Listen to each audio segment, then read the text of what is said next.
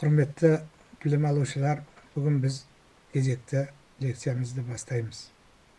Бүгінгі 11-ші лекцияның тақырыбы киім дизайнын жобалауға қойылатын талаптар деп аталады.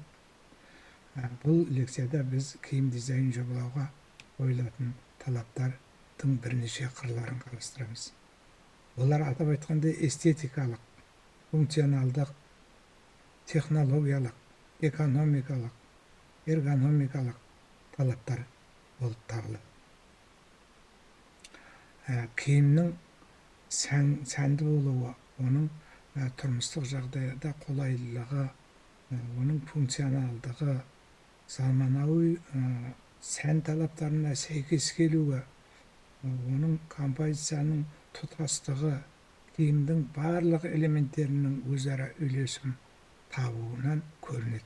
Яғни түс, материал, форманың бөлшектері, жалпы образ, түстердің үйлесімдігі, киімнің матасы, барлығы белгілі дәрежеде жоспарлау, жобалау кезінде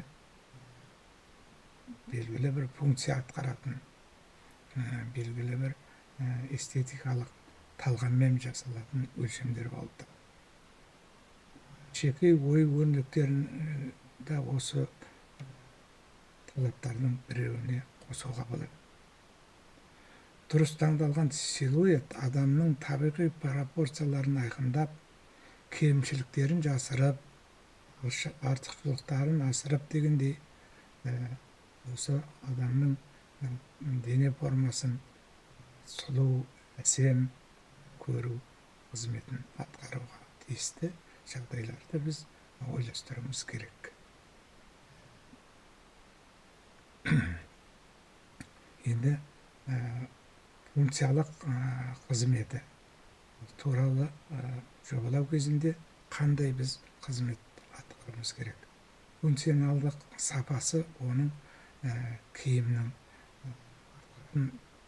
міндетіне байланысты пішім таңдалады, өлшемдері таңдалады, материалдың еркін қимылдауға мүмкіндік беретін жағдайлары ойластырылады. Күнделікті киім қарапайымдылықпенен ыңғайлылықты талап етеді. Мерекелік киім эстетикалық, көркемдік пен сәндік айшықтарға басымдық беріледі.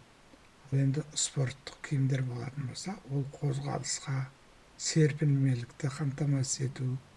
Өндірістік киімдер болса, олар төзімді болу жағын ойластырамыз. Ал енді гигиеналық талаптарға келетін болса, адамға зиянсыз, экологиялық таза, жаңағы теріні сіңіру, ауа өткізгіштігі, осы материалдың денеге зиянсыз, экологиялық таза болу жағы киім дизайнының нысанын жобалау кезінде ескерілетін мәселелер, ескерілетін ұстанымдар. Қоршаған ортаны үйлесіммен қамтамасыз ету, матаның теріге әсері, адамға тікелей, адамның қимыл қозғалысына тікелей байланысты мүмкіндіктер қарастырылады. Сонымен қатар киімнің денсаулыққа қолайлы, аллергия тудырмайтын болуы аса маңызды. Химиялық өңдеуден өткен талшықты маталар аллергия тудыруы мүмкін. Ол сезімталдық болып келеді. Киімнің сәндік емес, сонымен қатар сауықтырушы және қорғаушы қызметін атқару жағын біз ойластыруымыз керек. Содан кейін экономикалық талаптар, яғни өңдеу кезінде, конструкциялық орналастыру кезінде, содан кейін матаны өңдеу, пішу, тігу кезінде ыңғайлылық жағын, технологиялық тиімділігін біз ескеруіміз керек. Бұйымның сапасы орындалуына мүмкіндік береді. Конструкцияның өндірісте орындалу мүмкіндігі маңызды талаптардың бірі болып табылады. Киім үлгісінің конструкциясы өндірістік жабдықтарға, технологиялық процестерге қажетті жағдай туғызу керек. Жуу, үтіктеу, тазалоо барысында кийимдин пишини менен түсү өзгөрмейтиндей жагдайга практикалык кундулугу арттырылат. Экономикалык талаптар тургусунан келгенде буюмдун болашак нысанның болашак кийимдин өз баасы бул сол тутунуучулардын талаптарына сайкес келетиндей тутунуучунун берген тапсырмаларына сайкес келетиндей болуу керек.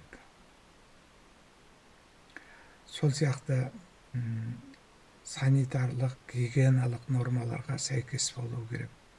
Корутундулай айтканда, кийим дизайн жоболоо барысында асемдик, ыңгайлык, сапа менен үйлесимдүүлүк орундалуу кажет. Функционалдык, эргономикалык, экономикалык, технологиялык, экологиялык талаптарды орундоо өтө маңыздуу талаптардын бири болуп турат. Минекей, курметтүү билим алуучулар, бүгүн кийим дизайн жоболоого коюлатын негизги талаптарды таныстырдык. Энди келеси кезекте осы проблемалар, дизайнга байланыштуу башкача проблемаларды талкалауга биз орун беребиз. Назар коюп тыңдагандарыңызга көп рахмет.